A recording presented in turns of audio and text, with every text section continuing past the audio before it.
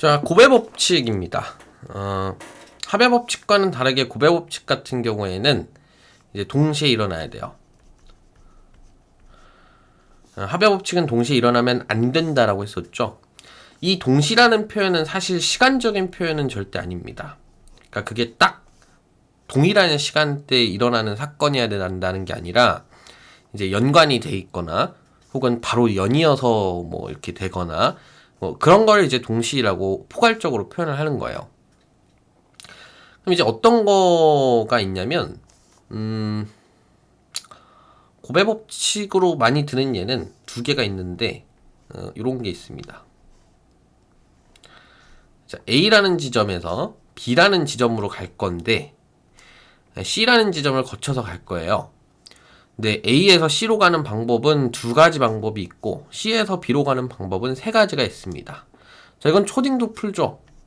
초딩도 딱 자연스럽게 이제 곱하기만 배웠다면 6가지의 경우가 있다 이렇게 바로 풀어낼 수가 있단 말이에요.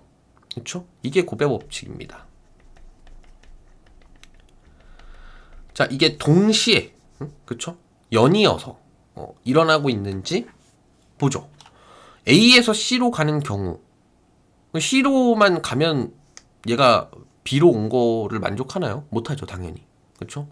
그럼 여기에서 또 B로 가야 된단 말이야. 그러니까 연이어서 이렇게 일어나야 된다는 거예요. 위로 갈 수도 있고 중간으로도 갈 수 있고 밑으로도 갈 수 있겠죠. 그래서 이렇게 3개, 여기서 또 3개 해서 총 6가지의 경우가 생기더라. 요거를 바로 계산할 수 있게 해주는 법칙이 고배 법칙입니다. 또 이런 예를 많이 들죠, 보통. 인형 옷 입히기. 그럼 이제 인형이 이렇게 있을 때 상의와 하의를 입힐 건데 상의가 3개가 있고 하의가 2개가 있다라면은 마찬가지로 3 곱하기 2는 6 해서 총 6가지의 패션을 만들어 줄 수 있는 거죠, 인형한테. 그렇죠? 이것도 마찬가지로 고배 법칙입니다.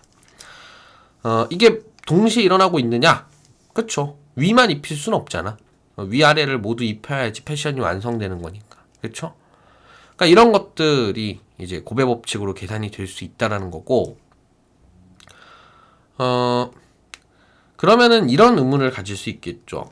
어떤 의문이냐면, 얘를 혹시 2 더하기 3으로 내가 계산하지는 않을지, 그러니까 걱정이 된다. 그러니까 무슨 얘기냐면 고배 법칙을 써야 되는 경우에 내가 합의 법칙을 쓰진 않을지, 혹은 합의 법칙을 써야 되는 경우에 고배 법칙을 쓰진 않을지, 그 부분이 걱정이 된다. 라는 이제 얘기를 몇 번 들은 적이 있어요. 그래서 그 부분에 대해서 좀 얘기를 해주면 사실 별로 의식적으로 구분하진 않습니다. 그러니까 뭐 살면서도 그렇지만 이 관련된 문제를 볼 때 이게 합의 법칙이 쓰일지 고배 법칙이 쓰일지 의식적으로 고민하지 않아요, 거의. 그러니까 SERC 과정에서 우리가 이제 R이 리퍼잖아요. 그러니까 개념을 불러오는 단계인데 이 과정에서 실제로 합의 법칙이나 고배 법칙이 쓰이더라도 합의 법칙이랑 고배 법칙의 개념을 쓰고 있다라는 판단을 많이 하지 않습니다, 대부분의 학생들이. 근데 그건 저도 마찬가지예요. 그러니까 너무 아주 자연스러운 상식적인 거라는 거지. 그러니까 상식적인 수준이기 때문에 별로 생각을 하지 않는데 이게 이제 의식의 수준에서 올라왔을 때 그러니까 이런 걸 합의 법칙이라고 하더라, 이런 걸 고배 법칙이라고 하더라 라는 얘기가 이미 진행되어 있는 상태에서는 의식을 하게 되잖아, 그쵸? 그래서 이게 뭐가 쓰일 건지를 고민하게 된단 말이지, 그쵸? 그때 과연 어떻게 구분을 할 것이냐, 이 부분에 대한 얘기입니다. 근데 사실 답은 나와 있어요. 동시에 연이어서. 자, 이런 것을 만족시키면 고배 법칙을 쓰는 거고, 이런 게 만족이 되지 않으면 합의 법칙을 쓰는 겁니다. 우리가 합의 법칙 얘기하면서 이런 얘기 했었죠. 2의 배수, 주사위를 던지는데 2의 배수랑 5의 배수였었나요? 이렇게 나오는 경우에 대해서 어떻게 생각을 하느냐. 그럼 얘는 2, 4, 6이 나오고 얘는 5가 나오는데 우리가 주사위를 던지는 과정에서 한 번 던져서 나온 어떤 그 숫자, 그쵸? 그 자체가 뭔가 뭐 연이어서 뭐 일어났거나 동시에 일어났거나 뭐 그런 걸 따질 겨를이 없잖아요. 그냥 한 번 던지고 마는 건데, 그쵸? 그래서 뭐 2의 배수나 5의 배수가 나오는 이런 경우에 대해서 다룰 때는 이제 합의 법칙을 쓰는 거고, 아까처럼 그쵸? 여기서 다 얘기했었죠.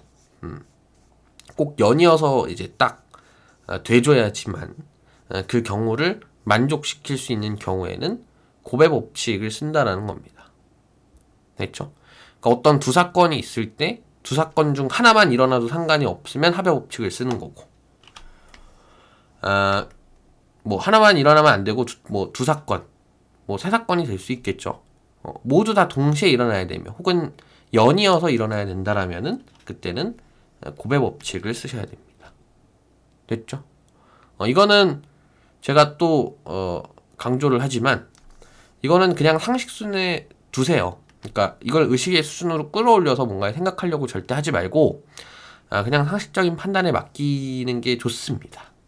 근데 이제 이런 게 있다라는 거 정도는 알아야죠. 그러니까 무슨 얘기냐면, 여기서는 이제 고배 법칙을 써서 곱해주면 되겠지라는 표현을 제가 했을 때 그걸 이해를 못하면 안 된다라는 겁니다.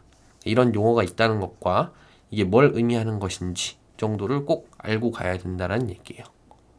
됐죠? 여기까지 합시다.